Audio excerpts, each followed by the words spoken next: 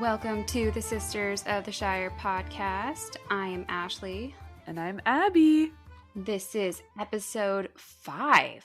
Why, no. 5. That's crazy. Cinco. Has it been 5 weeks? That's insane. We released the first few, within a few days, but... Oh, okay. Yeah, then, maybe 4 weeks. I've lost all concept of time. Thanks, COVID. What is time? What is a weekend? I seriously, looked at my calendar today. I'm like, wait, when did that happen? When is it already the middle of June? Well, and it doesn't help that our weather has been so weird. I don't know if it's like that in Oregon, but in Washington, it's... Oh, that it's June 20th and I can see my breath outside because it's so cold? Yeah. Yeah. I don't get it. So fun. Happy summer break, everyone. Here's some 40-degree weather for you. Just what I wanted. My favorite. So, episode 5. I thought I would start out today because you kind of threw a curveball at me last episode when you asked about the order that the books were published in and written in.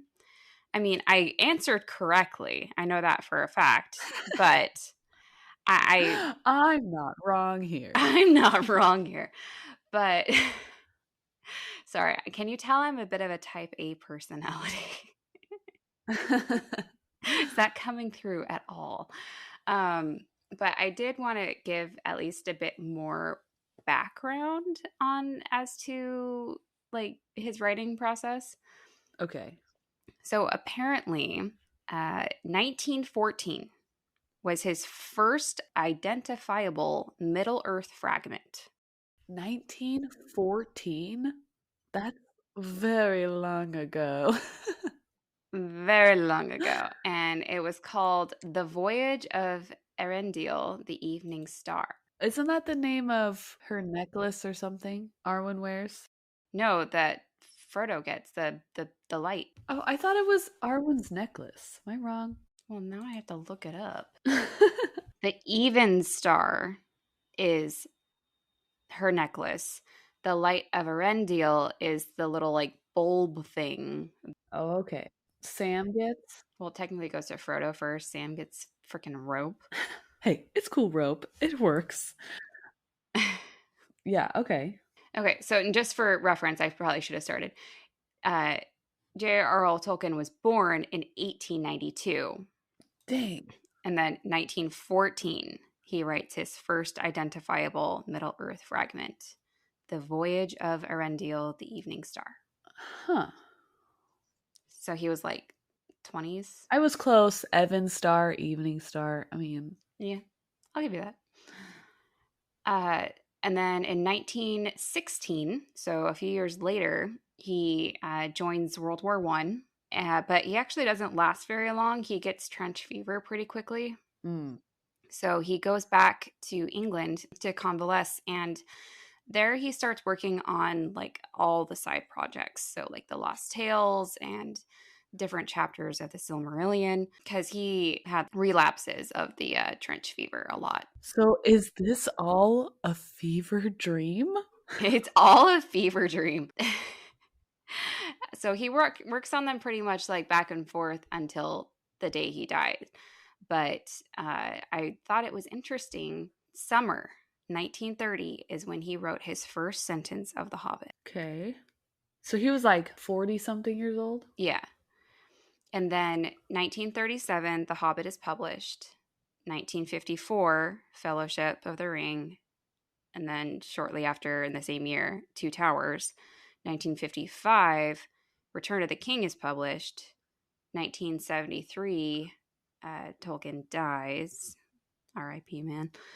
And 1977, The Silmarillion is published. It was published after he died. Yes. Which is sad, because you always feel bad for when it gets so popular after they can't see that it's done so well, Right. Yeah. I'm surprised the timeline of the gap between The Hobbit and the first Lord of the Rings book. That's a big gap. Right. Yeah. But I mean, amongst all of that, though, I mean, he was working at the college, and then like he worked for like the Oxford Dictionary. He literally wrote the Oxford Dictionary for a while. Of course he would. Of course he would. So I mean, he was a little busy. He got married, he had kids, he like moved around a bunch. But yeah, he was always working on the story. And you know what? I wonder if the Silmarillion was something he never intended to finish. He just wanted to keep adding and adding and adding and adding, I mean, how do you write the history of a whole world? One person, you know? right? You always would be adding stuff. Mm-hmm. A world that you made up, you know? It just kept going and going and going. It literally could never end. Yeah. And it doesn't end. There's so much. But yeah, I sorry for the little side thing, but I just felt like I didn't give you your answer justice when you asked. But I can always count on you going above and beyond for giving me an answer to a nerdy question that I have. just give me enough time, and yes, I will. So last we left off, there was contention among the Valar and the Maiar between Morgoth, Mm-hmm. correct? Correct. And he destroyed their beautiful towers Mm-hmm. They're lamps. and they had to move somewhere else. And what's her name? Yavanna. Yavanna created two beautiful trees, which I am symbolizing as like the night light, the moon kind of night time, and then the daylight, golden sun time. Mm-hmm. And then what was that last line you said that was so epic? Well, now I'm gonna look it up because I can. Well, of course, I don't see the actual thing here because he went off on a different tangent and didn't end with a cool cliffhanger like I did. But oh, thus began the days of the bliss of Valinor, and thus began also the count of time. Yeah, epic. Epic. So yes, good synopsis. Um, for this week's episode, I, of course, am going to have to review things just to make sure everyone remembers who people are. So, like you said, Melkor Morgoth is the bad guy. So he is like not living with them, but he's on Ia, right? Correct. Is he like kicked out, like they don't allow him to be there, or that they're like, it's open for anyone? It's just that he's just so like, I don't want to hang out with you guys. I'm too cool for you. It first started out as everyone is going to eat out of Earth, and they kind of made the Isle of Almarin, where the lamps were, and they had the springtime of Arda and everything. And he didn't. He was pouting like I don't want to be with you guys, and he just was hanging out in the void. Uh-huh.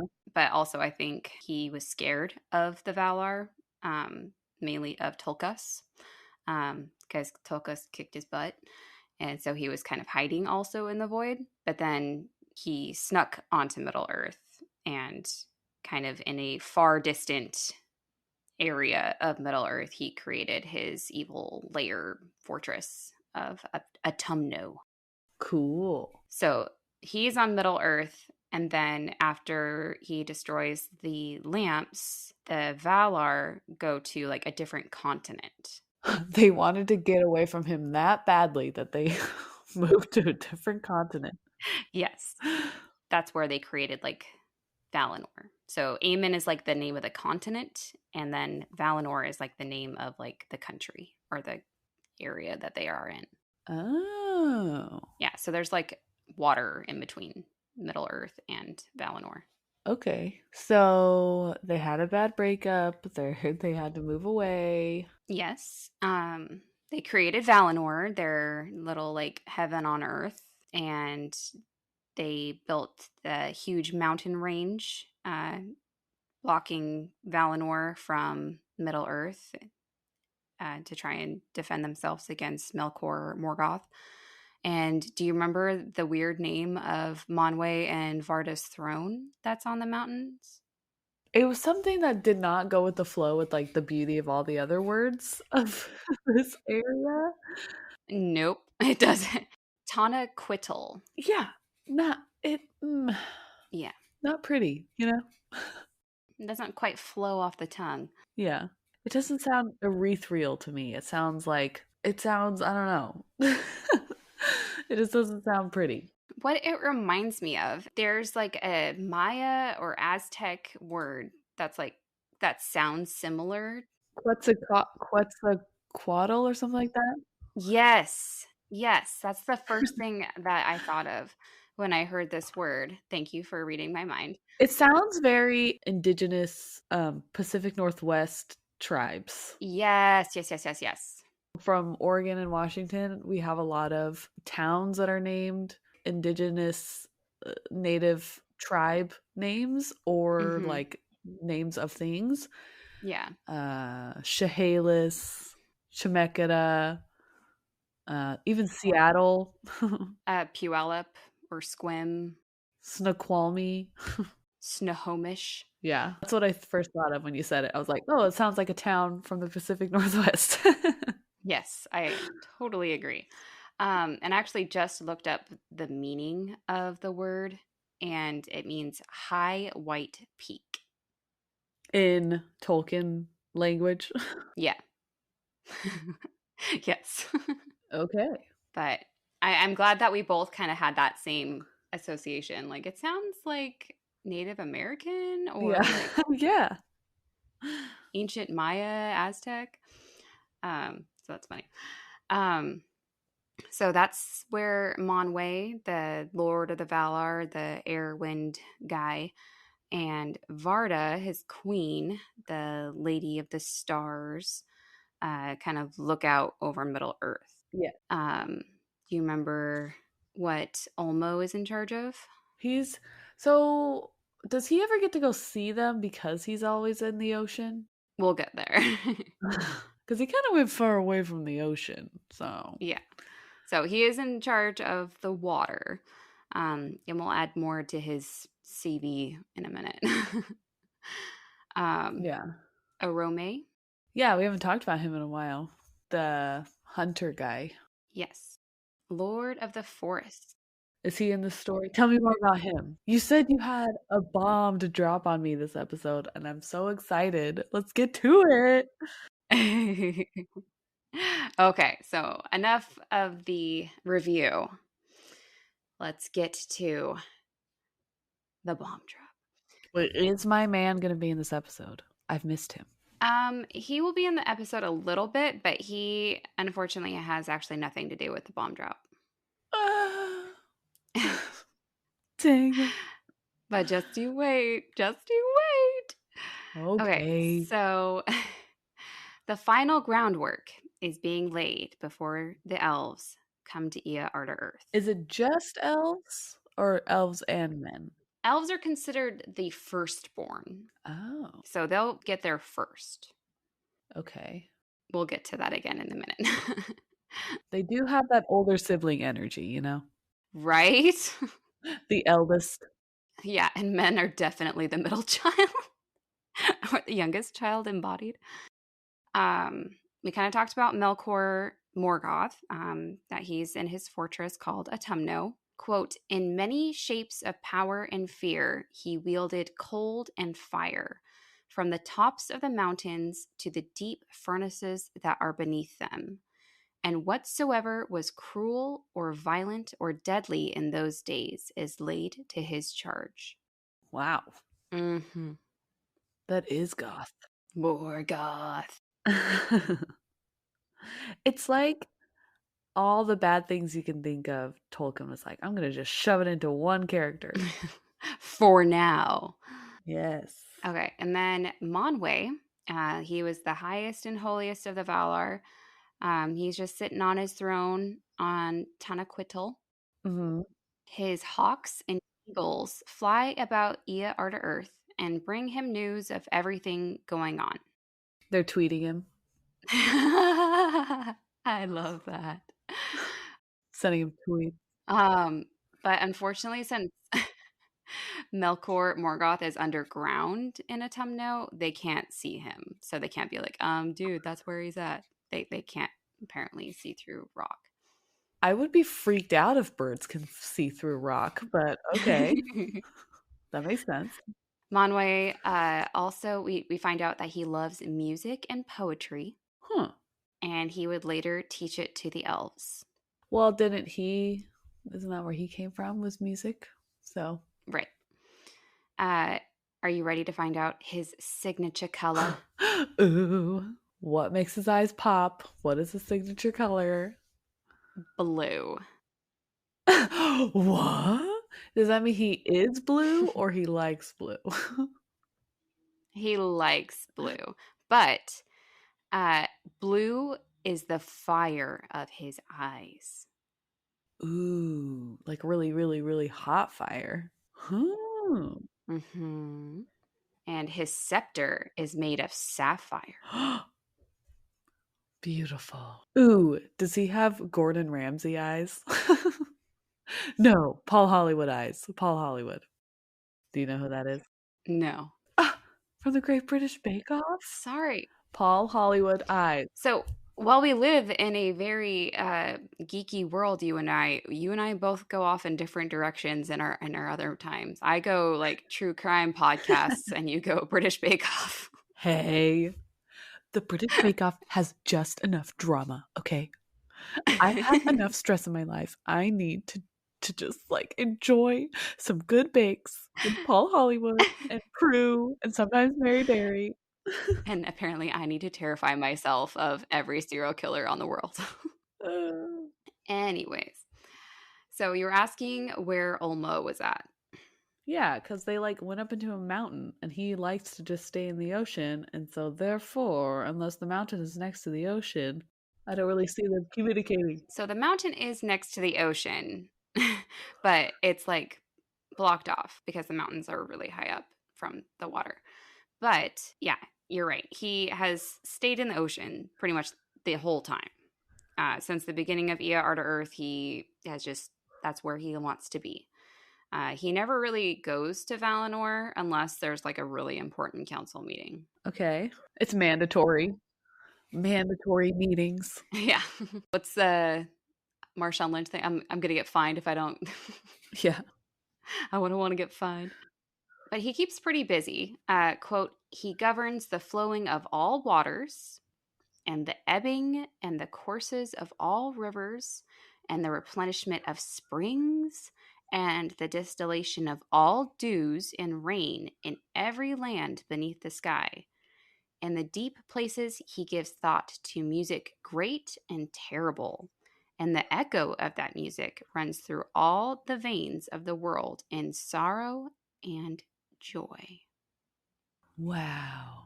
So he's basically everywhere. Yeah. Huh. And he was actually so spread out that some of the water was actually like always hidden.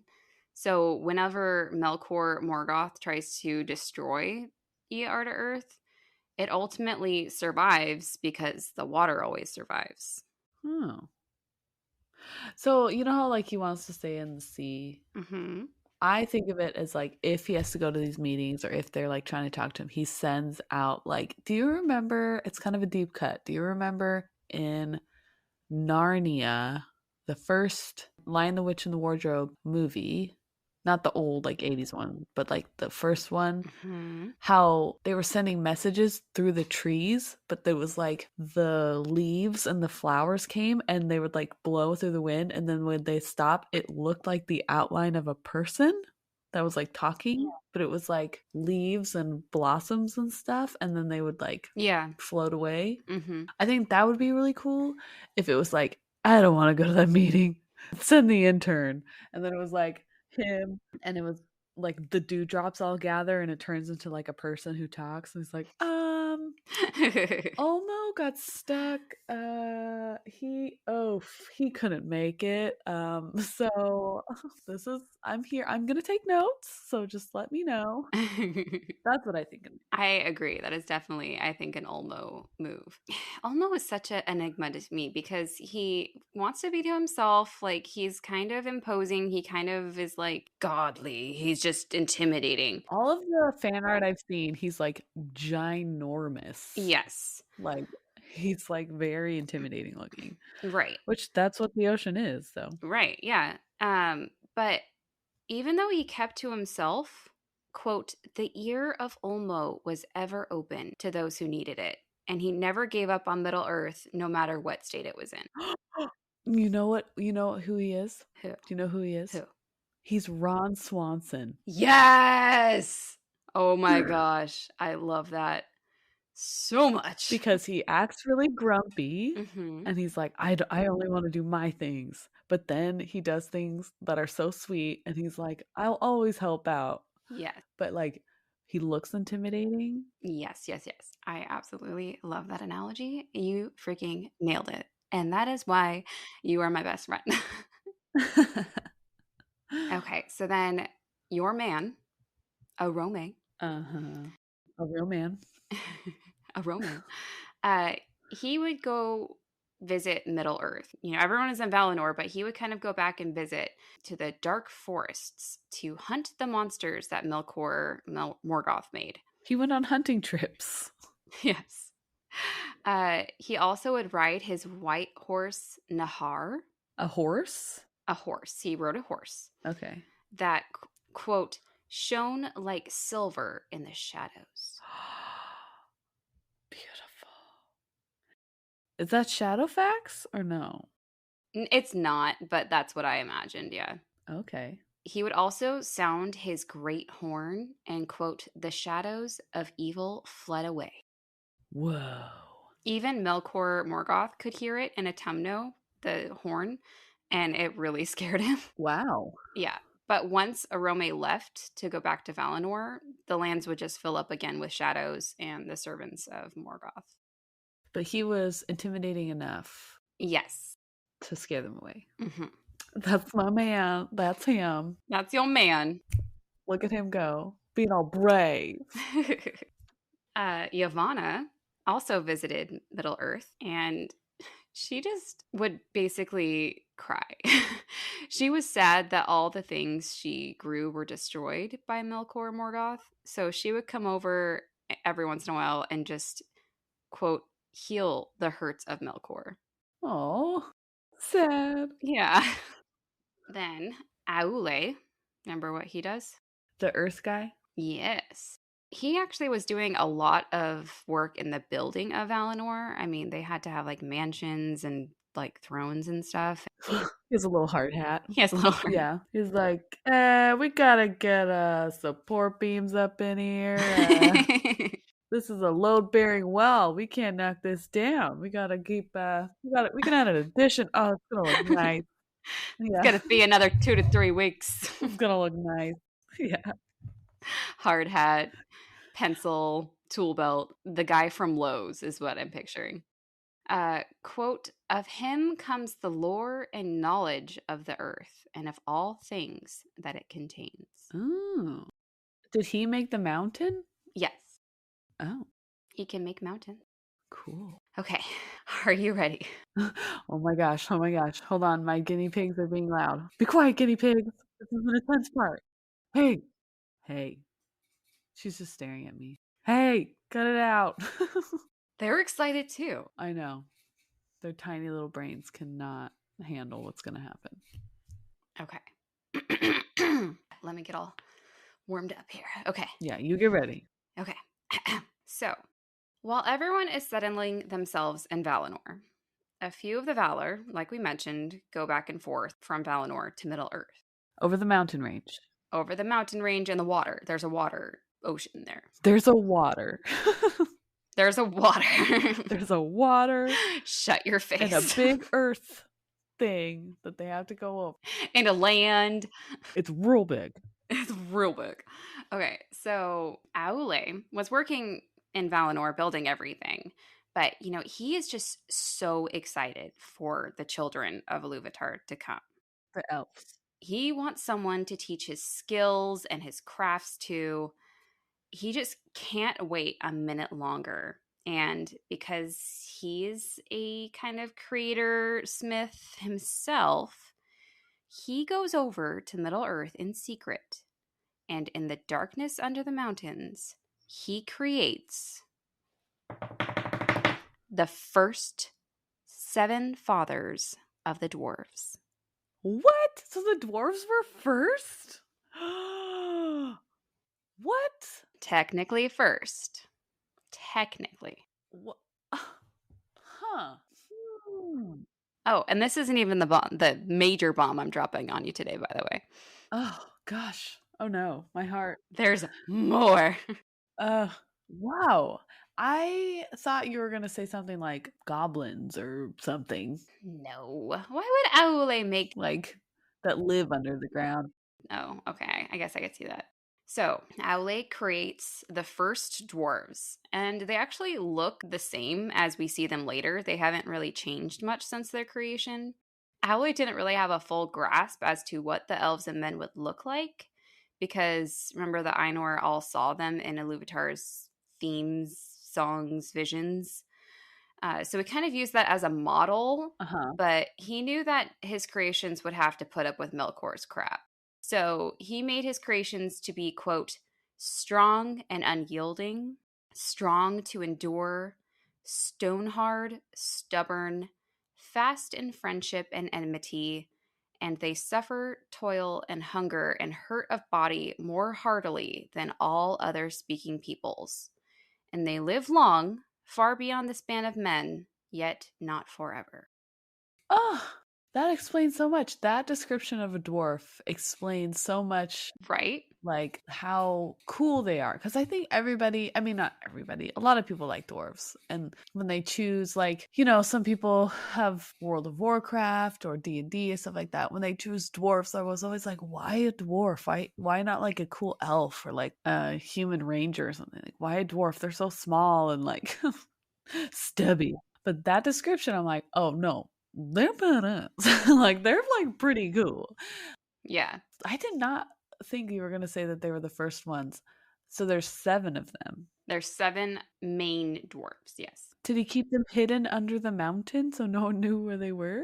We'll get to that in a minute. Oh, But quick side story to the side story that I'm starting. Apparently, the word dwarves with a V was not invented when Tolkien was writing this, uh-huh. like The Hobbit. And his editor was like, yeah, that word doesn't exist. You have to use dwarfs with an F. And he's like, I wrote the Oxford Dictionary. I will call them dwarves if I want to. Oh man, Tolkien. This ain't no Snow White. These are my dwarves. So in case you're ever wondering, yeah, there's of the spelling, there's dwarves with a V. Yeah. I've always wondered which one to use. Mm-hmm. So the more fantastical Tolkien-y world, D&D, World of Warcraft, it's with a V. I feel like the fantasy dwarf. I feel like I just want to use V no matter what, just in honor of Tolkien's like FU to the editor. Okay, but yeah, sorry about the side story, but I just thought that story was hilarious. So they don't live forever, though. The dwarves don't. In fact, the elves believe that when dwarves die, they return to the earth and stone, quote, of which they are made. Wow, cool. But elves or the dwarves don't actually believe that, though. The dwarves believe that Aule is their maker and that he gathers them to a special hall in Mandos just for dwarves. Remember, Mandos is the like keeper of the dead. And then Iluvatar will, quote, hallow them and give them a place among the children in the end. Then their part shall be to serve Aule and to aid him in the remaking of Arda after the last battle. Wow. So they kind of believe that they'll be like reincarnated just to serve Aule and basically like fight on his behalf in the last battle. Cool. Right? So do they kind of like worship him more than any other? Yes, correct. Cool. I always pictured him looking like a dwarf anyway. That's why I was like, He made them after his image. Short King. So remember how you were asking if he hid them? Yeah. So he could have hid them. He was hiding this, whole thing was secret because he thought the other Valor would judge him. Why'd you make him so short? Because they have to fit in the caves and the mountains. And Yeah. imagine how many times Legolas hit his head on something. Or Gandalf. Or Gandalf, yeah. So he did this in total secrecy because he thought that the other Valar would judge him. But of course, Iluvatar saw the whole thing. Apparently, he can see that, but he can't see where Melkor Morgoth is hidden and tell everyone. But Yeah. whatever, Iluvatar. So when Aule had just finished making his dwarves and he was starting to teach them how to talk, he even created his own language specifically for them to use. He heard Iluvatar speaking to him. Okay. Iluvatar basically says, what are you doing? Why did you do that? What are those? What are those? What makes you think that it was okay to create things like that? I'm the one that made you, and you aren't allowed to make other things. Unless you want them to be like your puppets. Is that what you want? Oh. Kind of like a golem. I mean, not in the sense of a Tolkien golem, but like golem, a clay golem. Yes, yes. And then Aule basically says, whoa, whoa, whoa. I don't want to be a puppet master to anyone or anything. I just wanted to create something different. I want to love them and teach them cool stuff so that they could, see how beautiful this world is that you made. Suck up. But daddy. It seems to me that this is a big world and it's still pretty empty to be shamed for that to go to a waste. I just wanted to fill it up with something cool. But you know what? I was wrong. I was impatient. I just wanted to create, awesome things, just like you, Dad. Because you've made so many awesome things. Major suck up. I just wanted to be like you. And then he goes, but you're right. What can I do to make it up to you? Do you want the dwarves? Or, I guess I could just destroy them if you don't want them. No, his babies. So then Aule grabs a big hammer and with tears streaming down his face, Oh he raises it to kill his dwarf babies. no. And his dwarf babies are just like terrified and they start begging for mercy. This is such a sad image in my head. I know. And then Iluvatar takes pity on him and he says, you know what? You showed great humility. You said you were sorry. And I can see that these aren't really your puppets. They have their own mind, their own thoughts and words. So you know what? You can keep them. Oh, but you have to clean up after them. I don't want any messes in the yard. You have to feed them and water them. This is not my responsibility, okay? You wanted this. You need this. You need this lesson and responsibility. Excellent, excellent analogy. So Aule puts his hammer down and he's just so happy that he gets to keep his dwarf babies. And he was like, you know what, Dad? You are the best. But, like, what do you think of them really? Like, how did I do? Like, would you make any changes? Or do you think that they're good how they are? He's like, they're real hairy, son. I don't get that. He's like, ugh.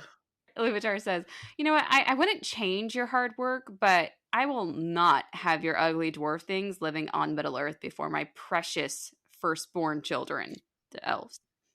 Oh, Plus, you deserve to be punished a little bit for your impatience. oh. So, what I'm going to do here is I'm going to put them to sleep.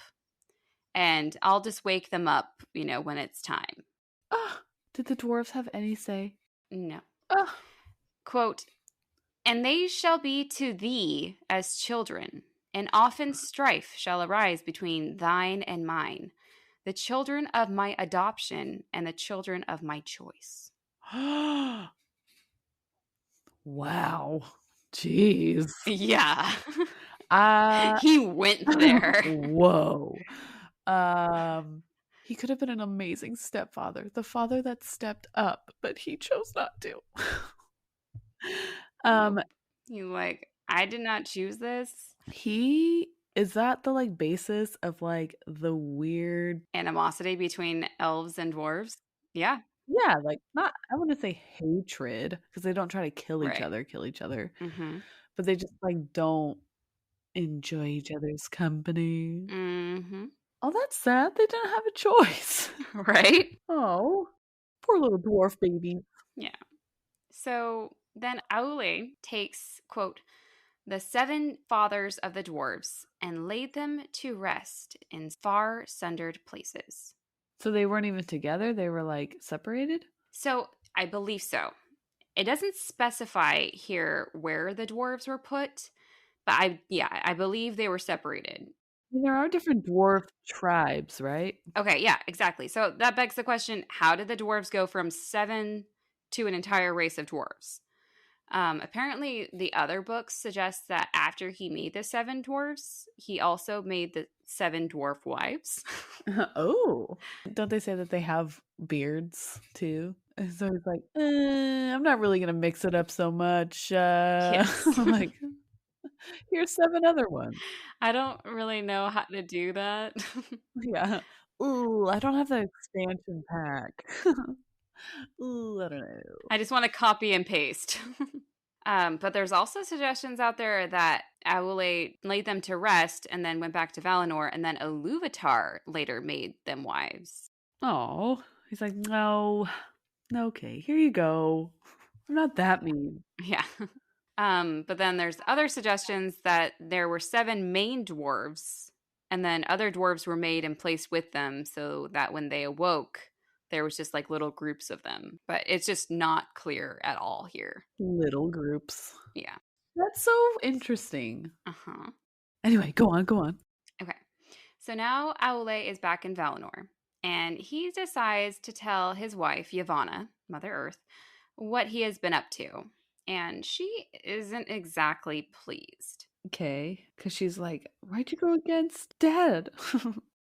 Yeah, she's happy that Iluvatar forgave him and that his dwarf babies have made him so happy.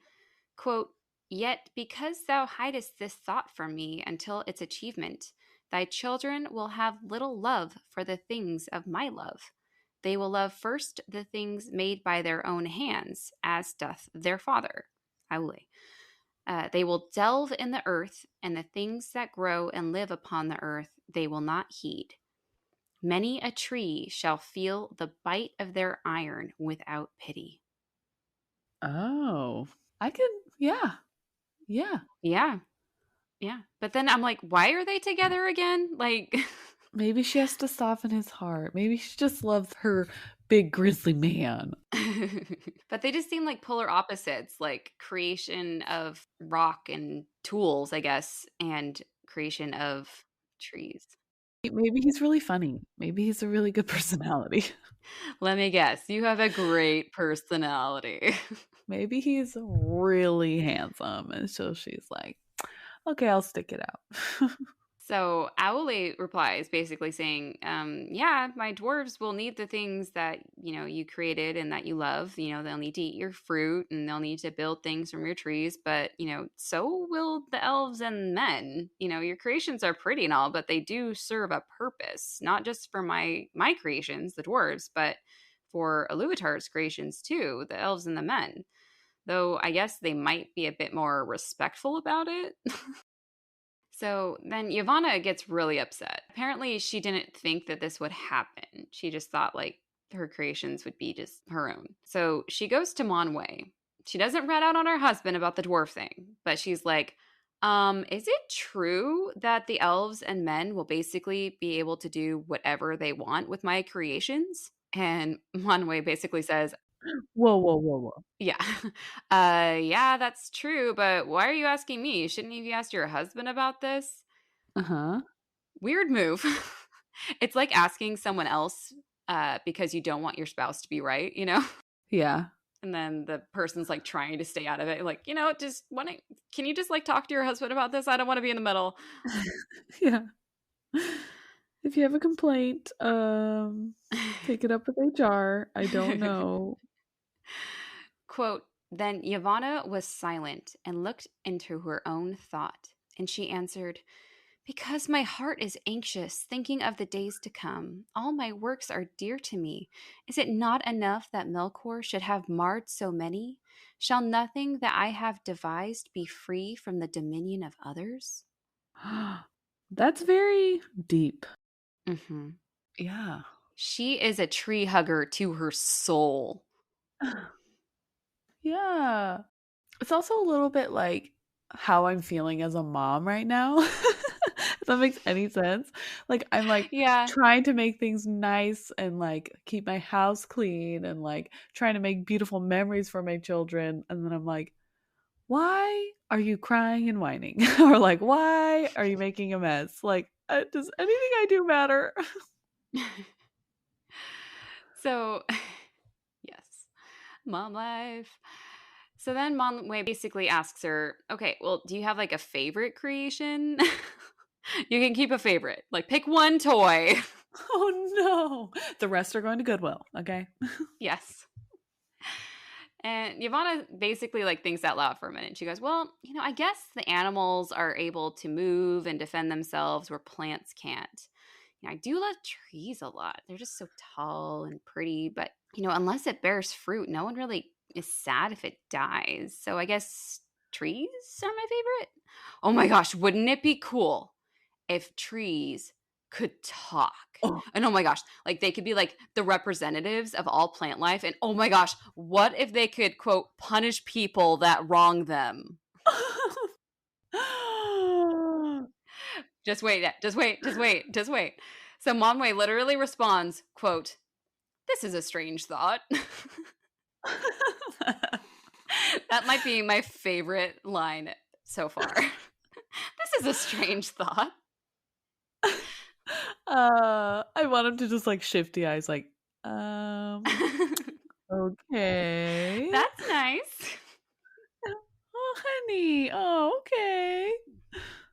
I can see her being like, and then, like, just like, sort of Yes. like, oh, I think I like this. Ooh, and then they can do this, and then they'll rip apart men. Like, she seems all really sweet, and then she starts getting really into it, and then and then he's like, are you okay?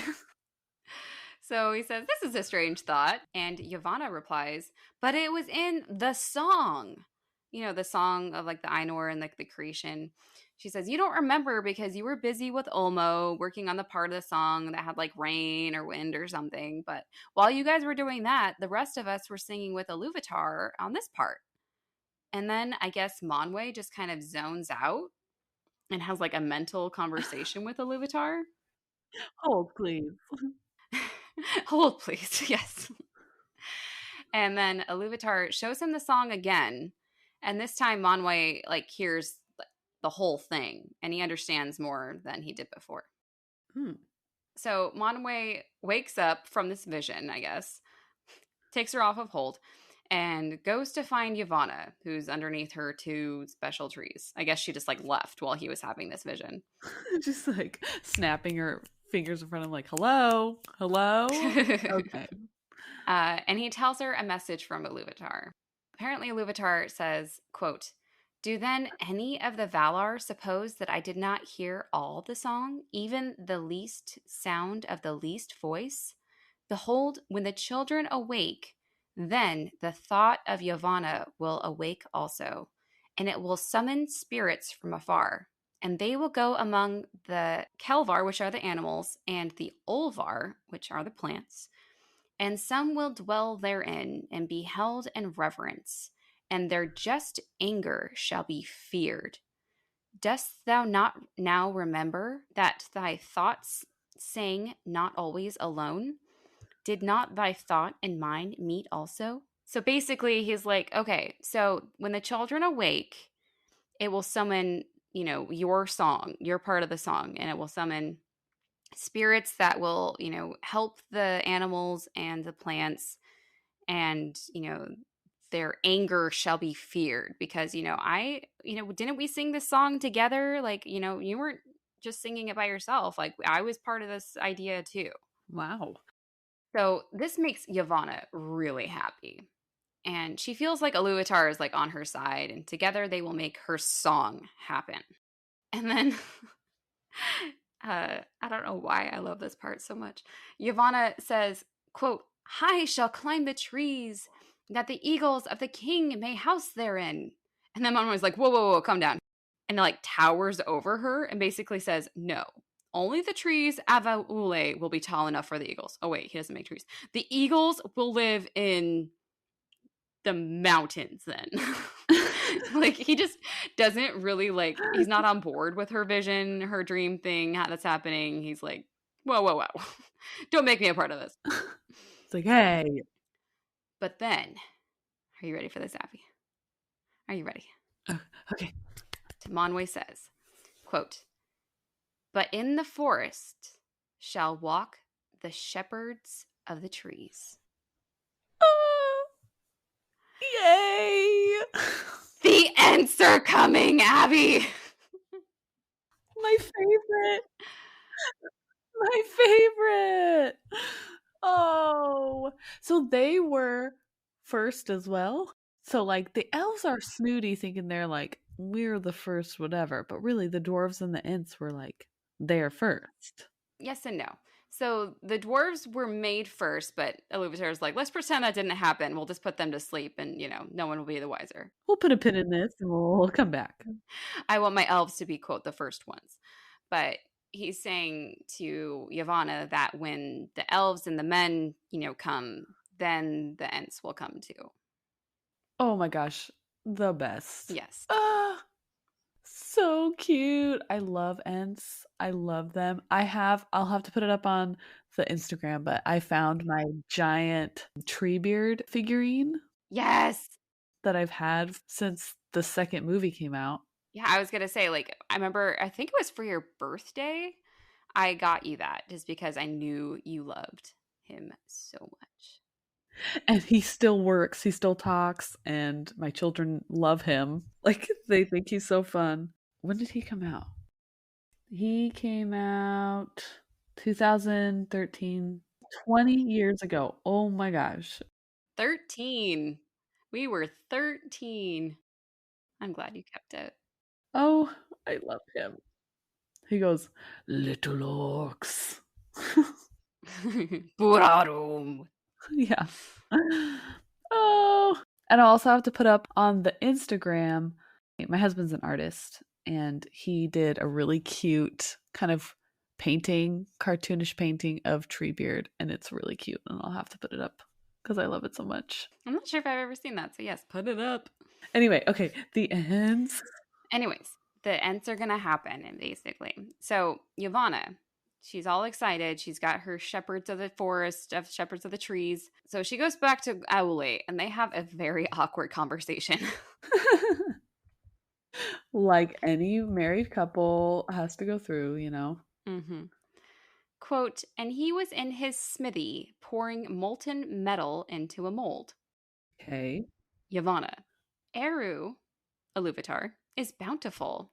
Now let thy children beware, for there shall walk a power in the forests, whose wrath they will arouse at their peril." Whoa. Aule, "Nonetheless, they will have need of wood." And he went on with his smith work. Such a dude, man. Such a dude. I don't know why I love the dialogue in this part so much. She's like, "Oh my gosh, I'm so excited for this thing. I'm like, I love it. I made it." And he's like, "That's great, honey. Cool. Yeah. I'm gonna go mow the lawn." Like, yep, I feel you, girl. I get that sometimes. So now we have the dwarves and the Ents backstory. Wow, so cool. I don't know. I feel like I don't know what can top that because that's pretty adorable and super cool how they were made. And I love that it was like the couple, like they kind of just was like, well, you got one, now I want one. Like, just I also love that he had little dwarf babies. He's like, I want these. I made them. I love them so much. So there's a canon. There's a canon. Is that what it's called? Yes. That, and it's totally made up. There's no basis for this or anything, but I absolutely love the idea, and I will have you post it on the Instagram because I found this like cartoon of it, and I'm like died. That Yavanna created the hobbits the same way that Aule created the dwarves. Oh. There's no basis for this. There's no like It's someone's theory, fan theory. it's someone's theory Huh. or just like wouldn't it be cool? Yeah. In the cartoon, she's like basically like holding the hobbits like little babies, and she's like, "Can I keep them, Daddy?" To Iluvatar, and then Iluvatar like looks at Aule, and he's like, "Well, I made him get rid of his, or at least I put them to sleep. So let's just not tell anyone." Yeah. Put him in your purse. Put him in your purse. Don't put him in like. Yes. Don't let anybody see him. But I just love that idea so much. Do they go into the Ents history anymore, or is that kind of it for now? I don't recall off the top of my head. I wish that he wrote a whole Ent like little short story. Well, because yeah, they where did the Entwives go? Oh, don't even get me started. We lost them. Oh, don't even get me started. Oh, that part always broke my heart. That would have been so cool to have of like a little story, just an individual story of like when they began and like their lives told from their point of view. That would be so cool. And there might be in the other books. Like we'll get there one day, but as of right now, we just are knowing that Yavanna and Iluvatar basically made them to protect Yavanna's creations from everyone. So do they serve her? Are they intelligent enough to know where they came from that it was her? I don't know. That's a valid question. Hmm. I'll look into it. I'll get back to you next episode. Tell me all the things. I want to know. Well, do you want to hear a bit more about the elves and men before they get to Earth? Okay. A little teaser for next episode. A tasty morsel. A tasty morsel, I like it. And the first song's themes in the Ainu Lindale, when the theme was played where the children of Iluvatar, the elves and men, were to come to Earth, Earth. Iluvatar was the main voice of that theme. And the rest of the Ainur didn't really like understand what was happening. They were just kind of following along. So when it came to creating or adding anything to the elves and men, they could have, but they didn't want to. They're like, we're not gonna mess with that. We don't really, want to touch it. So this is why the Valar are more like elders or like teachers than masters or creators, which would be Iluvatar. Okay. This is why if the Valar ever tried to force, elves or men to do something instead of just guiding them, no matter if it was for a good purpose, it never ended well. Backfired. Backfired.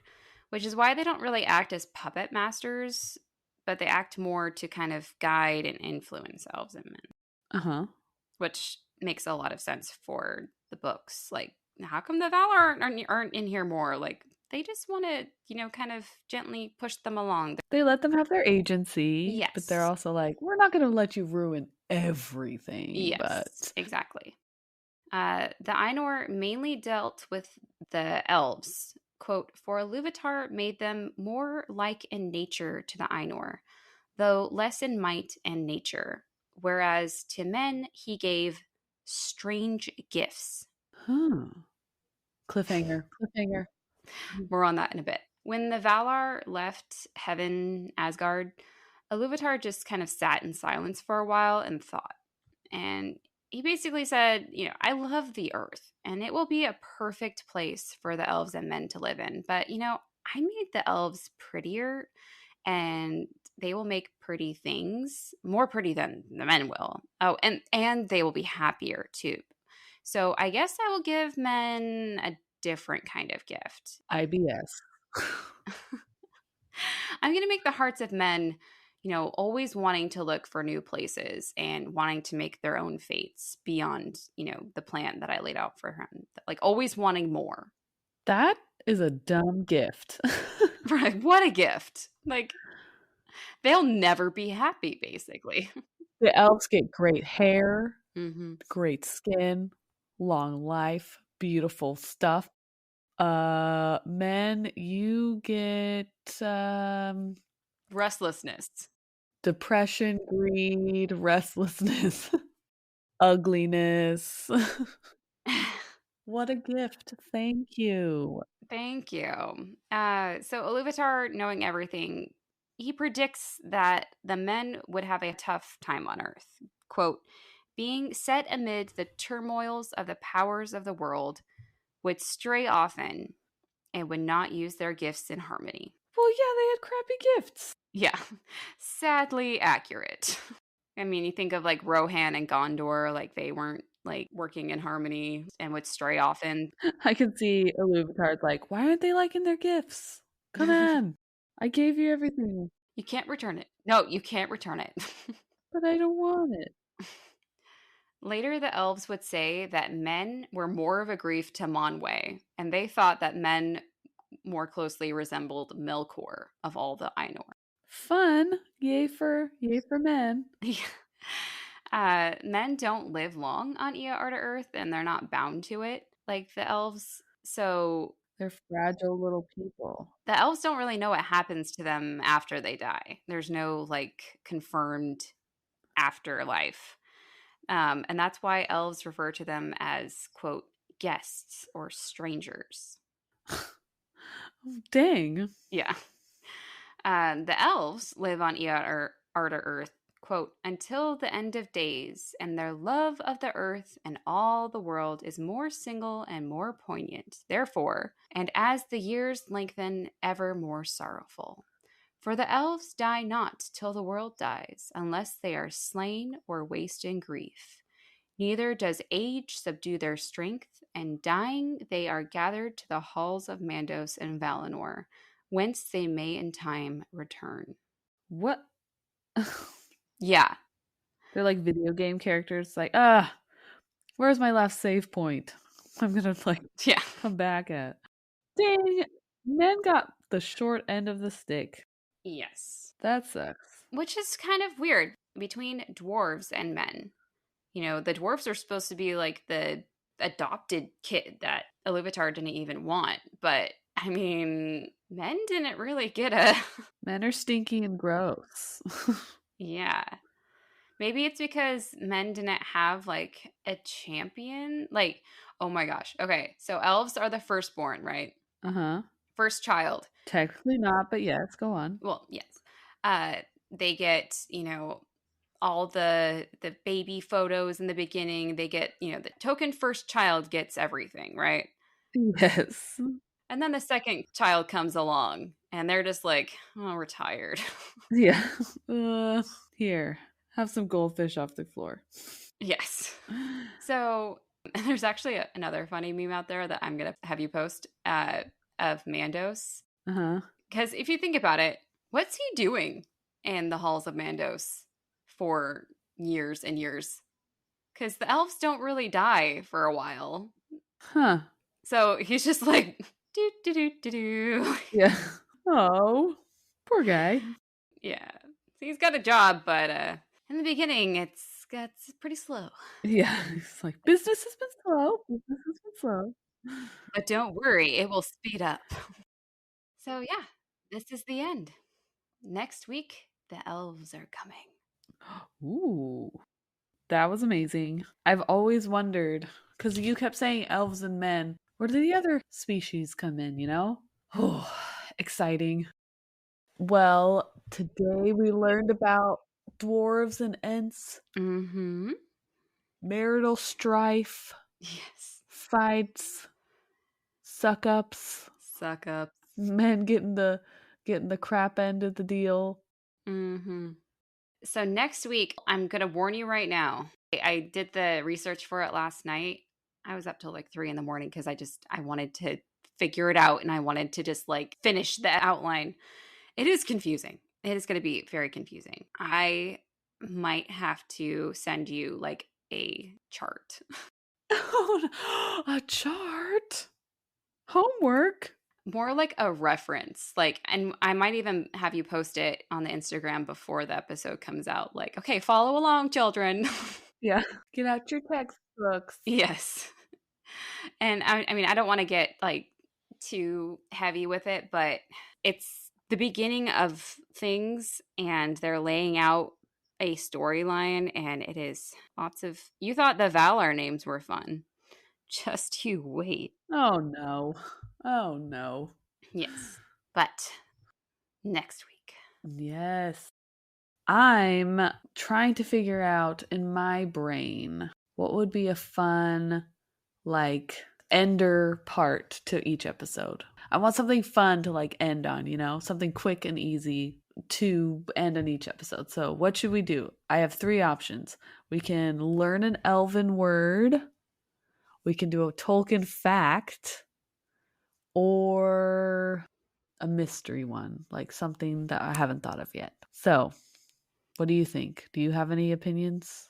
I think we should let the listeners decide. Okay. Make a post on Instagram and everyone can vote. Okay. Yeah, just something fast and fun at the very end of each episode to kind of bring us to the end and then, a goodbye. Yeah. Okay. Well, thank you for teaching me. You're welcome. I'm so excited to tell you the origin story of your favorite creatures on Earth. I know. I wish they were real so bad. Oh, man. Maybe Oh, my gosh. they are. Oh, dream. I would love to see an ent that is completely infested with squirrels and just does not know what to do. He's named all of them. Or he loves them like a cat lady. Loves them like a cat lady. That is definitely how it would be. Oh my gosh. Oh, I want it so bad. That'd be so cute. Oh, if anybody knows if there's an artist out there who does like a series of different ents, like different, that would be so cute. Oh my gosh, I would want that. I should tell Colt to do it. Oh, You that'd be should. so cute. All the different kinds of trees as different ents, and then they have little things like one's filled with squirrels, and then oh my gosh, one is like a Christmas tree, so he has like stuff all over him. I can't. Okay, can I tell you one quick fact before we go? Okay, quick fact for the end. Quick fact for the end. So, you know that Tolkien and C.S. Lewis were buds. Yes. Did you know they created characters based off of each other? Okay. C.S. Lewis created the old guy, The professor? The professor. the professor. Yes. Apparently C.S. Lewis based the professor off of Tolkien. Cute. And Tolkien was like, "Oh, that's nice. Yeah, I made a character after you too. It's a tree." Apparently, it was Treebeard because they apparently had like offices down the hall from each other, and apparently C.S. Lewis had this like booming voice that you could hear from down the hall. Amazing. Amazing. That's so cute. I love their friendship so much. He constantly had moss all over him. He was afraid of short people sometimes.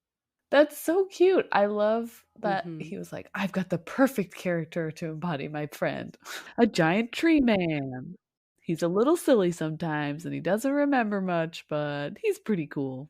Maybe that's what C.S. Lewis is like in real life. We don't know. Yeah, he just stops talking like in the middle of a sentence. And it's long enough where you're like, I'm gonna go. Like, I don't know. Maybe. Adorable. So that's your fun fact of the day. How about that? Oh, we did it. We did one fun fact. Woo-woo. This has been the Sisters of the Shire podcast. And it's been a fun time with you today. Yeah. Till next week, I'm Ashley. I'm Abby. And we'll see you later. Bye. Bye.